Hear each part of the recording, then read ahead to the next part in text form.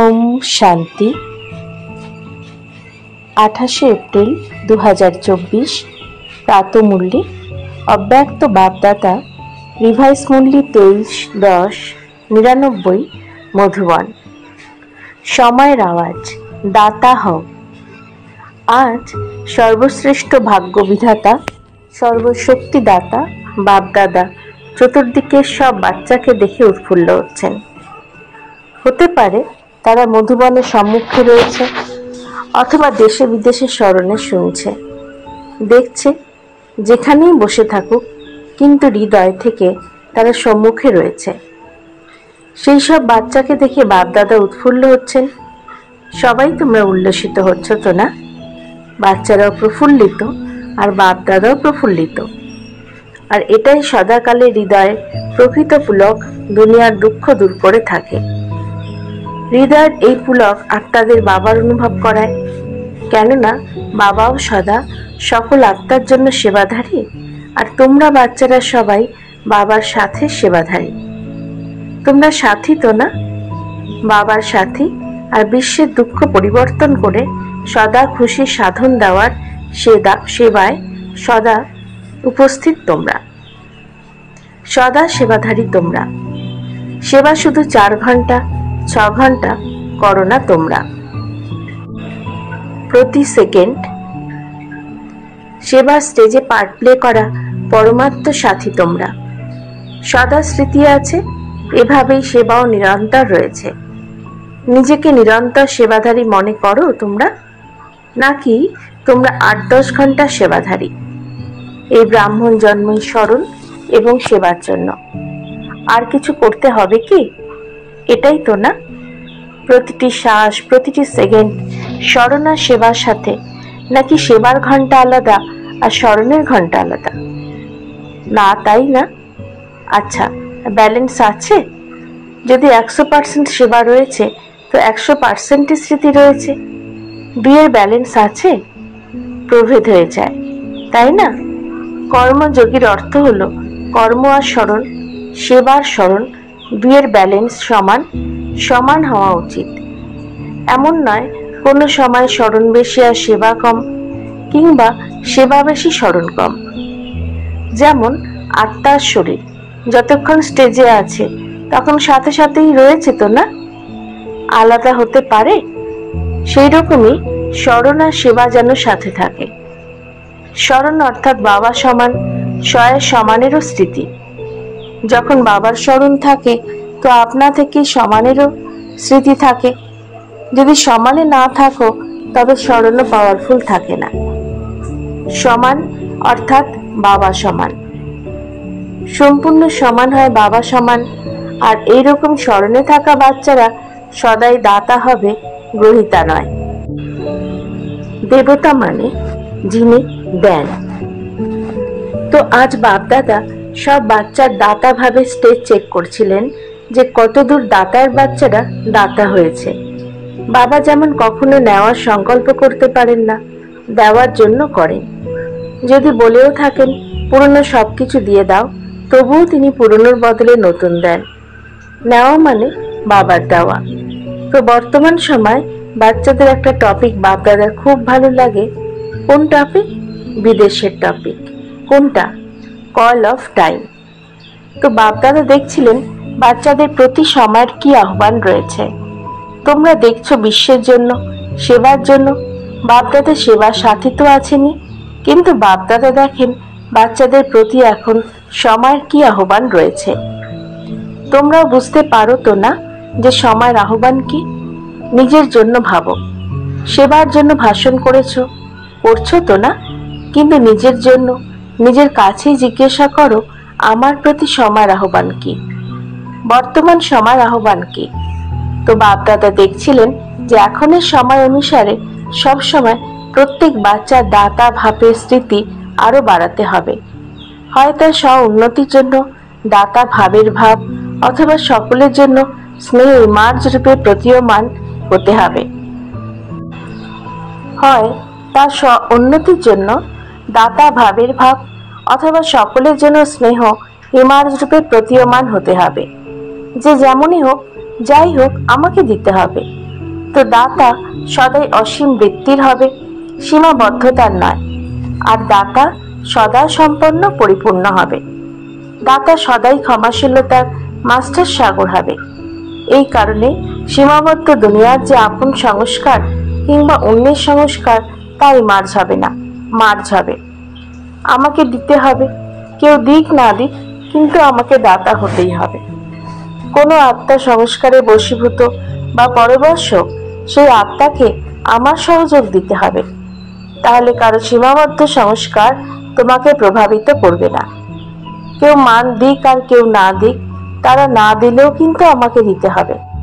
এরকম দাতা ভাব এখন ইমার্জ হওয়া দরকার। মনে ভাবনা তো আছে, কিন্তু কিন্তু যেন না আসে, আমাকে করতেই হবে। এমন কোনো আচরণ কিংবা বল যা তোমার কাজের নয়, ভালো লাগে না, তা নিয়েই না। খারাপ জিনিস নেওয়া হয় কি? মনে ধারণ করা অর্থাৎ নেওয়া। মাথায়ও পর্যন্ত নয়, মাথাতে বিষয় ঢুকে গেছে, না সেটাও নয়। যখন জিনিসই খারাপ, ভালো নয়, তখন মাথায় আর মনে নিও না, অর্থাৎ ধারণ করো না। তাছাড়াও নেওয়ার পরিবর্তে দাতা হয়ে শুভ ভাবনা, শুভ কামনা দাও, নিও না। কেননা এখন সময় অনুসারে যদি মন আর মাথা খালি না হবে, তবে নিরন্তর সেবাধারী হতে পারবে না। মন অথবা মাথা যদি অন্য কোনো বিষয়ে বিজি হয়ে যায়, তাহলে সেবা কি করবে? তারপর লৌকিকে যেভাবে কেউ 8 ঘন্টা, কেউ 10 ঘন্টা ওয়ার্ক করে, সেভাবে এখানেও হয়ে যাবে 8 ঘন্টার সেবাধারী, 6 ঘন্টার সেবাধারী। নিরন্তর সেবাধারী হতে পারবে না। হয় মনসা সেবা করো, অথবা বাণী দ্বারা, অথবা কর্ম অর্থাৎ সম্বন্ধ সম্পর্ক দ্বারা প্রতি সেকেন্ড দাতা অর্থাৎ সেবাধারী। বুদ্ধিকে খালি রাখলে বাবার সেবার সাথে হতে পারবে। তোমাদের সবার প্রতিজ্ঞা কি? সাথে থাকবে, সাথে যাবে। প্রতিজ্ঞা রয়েছে তো না? নাকি বাবা আপনি সামনে থাকুন, আমরা পিছনে পিছনে যাব? না, তাই তো? সাথে থাকার প্রতিজ্ঞা আছে তো না? তো বাবার সেবা ব্যতীত থাকেন, স্মরণ ব্যতীত থাকেন না। যতটা বাবার স্মরণে থাকেন, ততটা তোমরা পরিশ্রমের সাথে থাকো। থাকো স্মরণে, কিন্তু পরিশ্রমের সাথে, অ্যাটেনশনের সাথে। আর বাবার জন্য আছেই বা কি? পরম আত্মার জন্য আত্মারাই রয়েছে। নম্বর অনুক্রমে আত্মারা তো আছেই। বাচ্চাদের স্মরণ ব্যতীত বাবা থাকতে পারেন না। তোমরা থাকতে পারো? কখনো কখনো তোমরা চাতুর্যপূর্ণ হয়ে যাও। তো কি শুনেছ তোমরা? সময়ের আওয়াজ, দাতা হও। অনেক আবশ্যকতা রয়েছে। সারা বিশ্বের আত্মাদের আহ্বান, হে মোদের ইষ্ট। তোমরা ইষ্ট তো না? কোনো না কোনো রূপে সকল আত্মার জন্যই তোমরা ইষ্ট। তাই তো আত্মাদের এখানকার আহ্বান, হে ইষ্ট দেবী দেবতা পরিবর্তন করো। এই আওয়াজ শুনতে পাচ্ছ তোমরা? এই আওয়াজ পাণ্ডবরা শুনতে পাও? শুনে তারপরে কি করছো? শুনতে যদি পাও, তাহলে সালভেশন দাও, পরিত্রাণ করো, নাকি ভাবো হ্যাঁ করব? আহ্বান শুনতে পাও তোমরা? সময়ের আওয়াজ শুনিয়ে থাকো, আর আত্মাদের আহ্বান শুধু শোনো। তো ইষ্ট দেব দেবী এখন নিজের দাতা ভাবে রূপ ইমার্জ করো। দিতে হবে। কোনো আত্মাই যেন বঞ্চিত না থেকে যায়, নয়তো অভিযোগের মালা পড়তে হবে। না হলে অভিযোগের মালা পরিহিত ইষ্ট তোমরা, নাকি ফুলের মালা পরিহিত ইষ্ট তোমরা?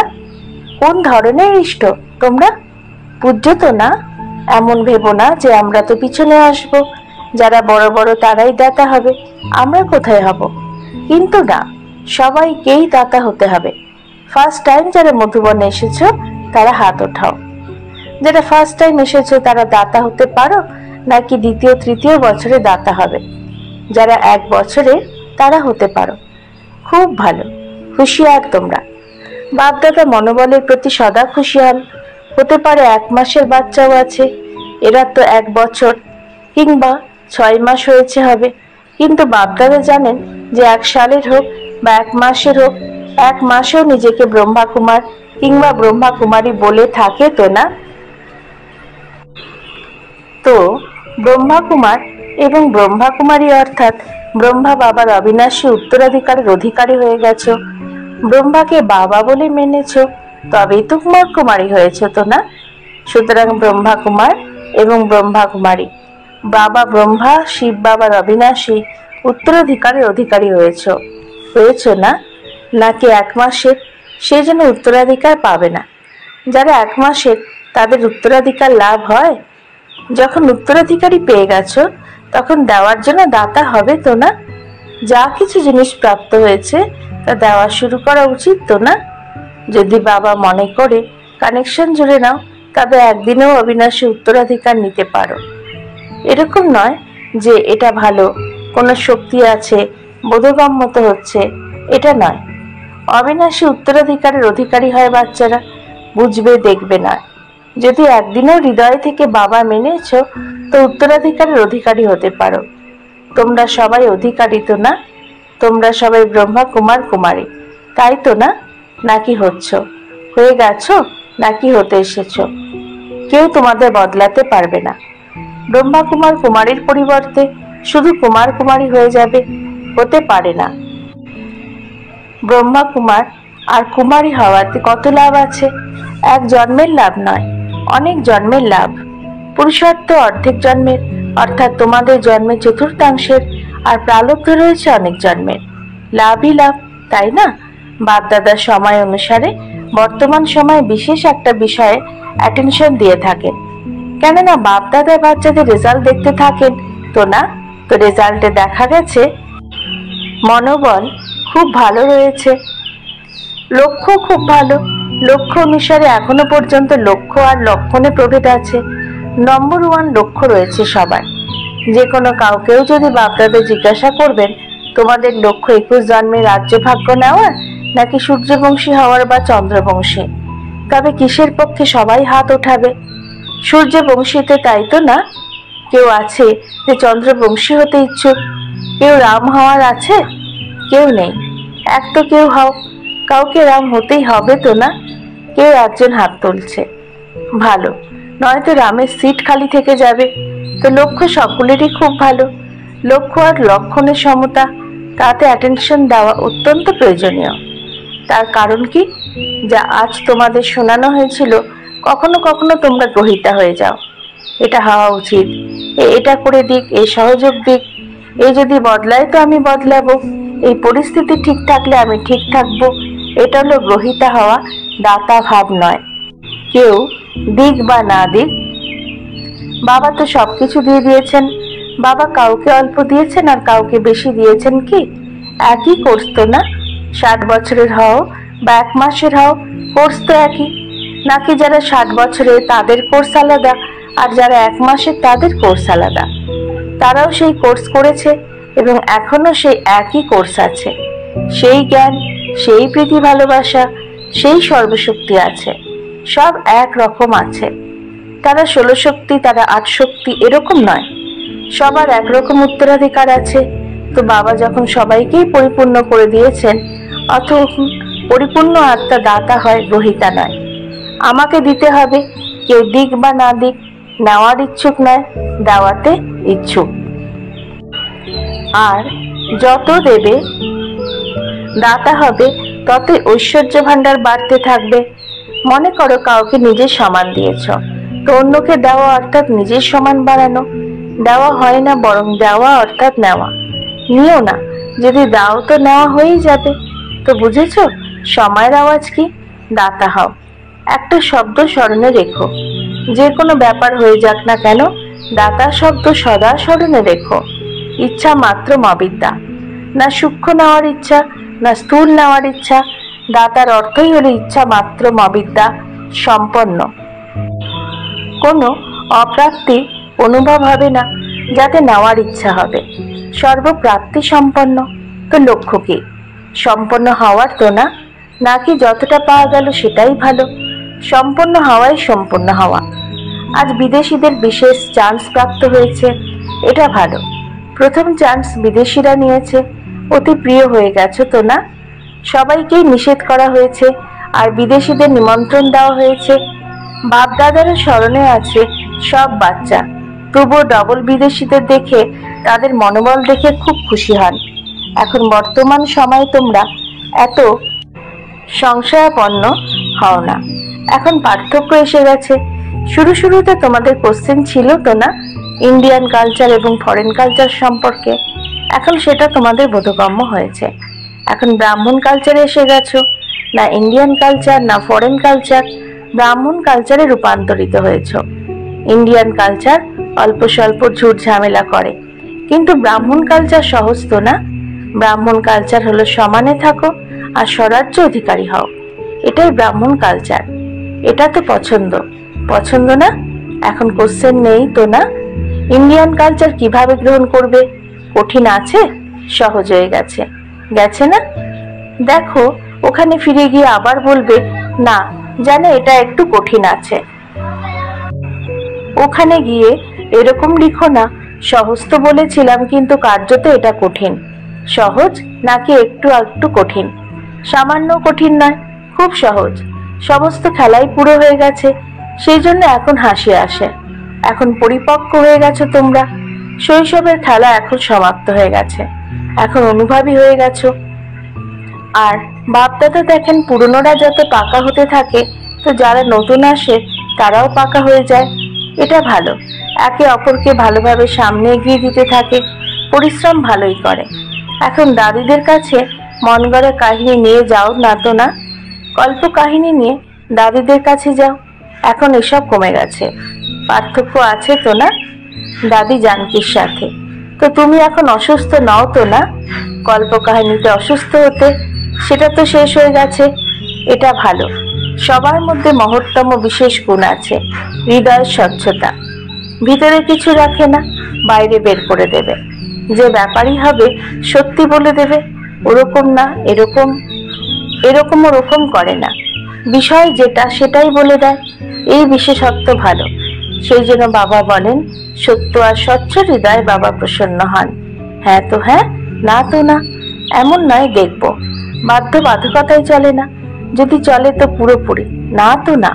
আচ্ছা, যে বাচ্চারা স্মরণে স্নেহ সুমন পাঠিয়েছে বাপদাদা সেই সব বাচ্চাকে যারা পত্র দ্বারা কিংবা কারো দ্বারা স্মরণে স্নেহ সুমন পাঠিয়েছে তা বাপদাদা স্বীকার করেছেন। আর বাপদাদা রিটার্নে সব বাচ্চাকে দাতা ভাবে বরদান দিচ্ছেন। আচ্ছা, 1 সেকেন্ডে উঠতে পারো? পাখা পাওয়ারফুল তো না? ব্যাস, বাবা বলার সাথে সাথে ওরা চতুর্দিকের বাবা সমান দাতা ভাবে সর্বশ্রেষ্ঠ ভাবনা রাখা শ্রেষ্ঠ আত্মাদের, যারা নিরন্তর স্মরণ আর সেবায় তৎপর থাকে, পরমাত্ম সেবার সাথী বাচ্চাদের, যারা সদা লক্ষ্য আর লক্ষণ সমান বানায়, সদা বাবার স্নেহ আর সমান ও সমীপ হয়ে বাপদাদার নয়নতারা হয়, সদা বিশ্ব কল্যাণের ভাবনায় থাকা দরাজ দিল মাস্টার ক্ষমার সাগর বাচ্চাদের, যারা দূরে বসে আছে, মধুবনে নিচে বসে আছে এবং বাপদাদার সামনে বসে থাকা সকল বাচ্চাকে স্মরণ স্নেহ আর নমস্কার। বরদান, হৃদয় এক দিলারামকে সমাহিত করে একের সাথে সর্বসম্বন্ধের অনুভূতি করে সন্তুষ্ট আত্মা ভব। নলেজ সমাহিত করার স্থান মাথা, কিন্তু প্রিয়তমকে সমাহিত করার স্থান হৃদয়। কোনো প্রিয়া মাথা বেশি খাটায়, কিন্তু বাপদাদা সত্য হৃদয়বানের প্রতি প্রসন্ন হন। সেই জন্য হৃদয়ের অনুভব হৃদয় জানে, দিলারাম জানে। যে হৃদয় দিয়ে সেবা করে বা স্মরণ করে তাদের পরিশ্রম কম আর সন্তুষ্টতা বেশি লাভ হয়। হৃদয়বান সদা সন্তুষ্টতার গীত গায়, সময় অনুসারে তাদের একের সাথে সর্বসম্বন্ধের অনুভূতি হয়। স্লোগান, অমৃত বেলায় প্লেন বুদ্ধি হয়ে বসো, তবে সেবার নতুন বিধি সমূহ টাচ হবে। ওম শান্তি।